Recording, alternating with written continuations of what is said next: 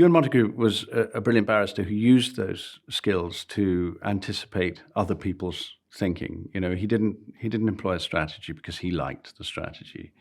He'd thought his way into his opponent's mind, and I think he did that with incredible vision. It was clearly the skill he had in the courtroom, but it proved invaluable in this case because I think he was constantly putting himself in the shoes of the person who was on the other end of the deception.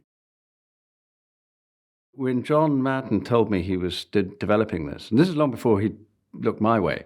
I know John, I mean, we've been friends for decades. He said he was developing something called Operation Mincemeat. I was pretty gripped immediately, and I said, if you've got a role going for some old admiral, I'm there. And I think he did actually have an old admiral in mind for me initially. I think he was going to cast this much younger at one point, understandably.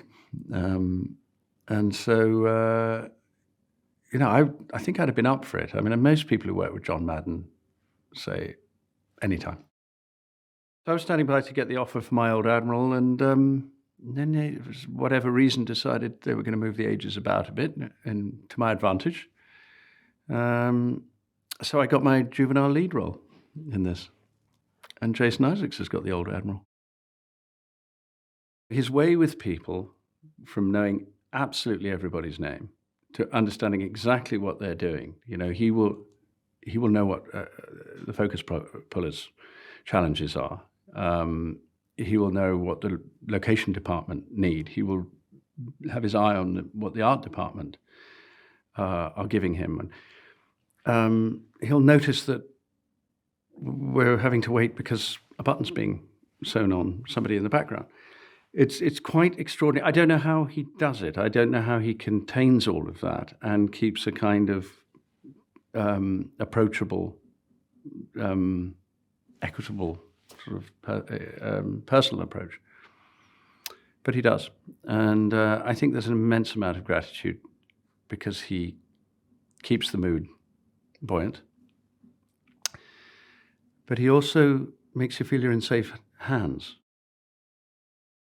This approach to telling the story is not just about what was happening in the war. It's not just about the plan to fool the Nazis. It's about what happened to the people in that room together, what happened to them amongst each other, how it affected their relationships. I think they all started to believe in this man they were creating. It started to make them reflect on their own lives differently. When I say they believe in it, it certainly wasn't to the point of being delusional about it.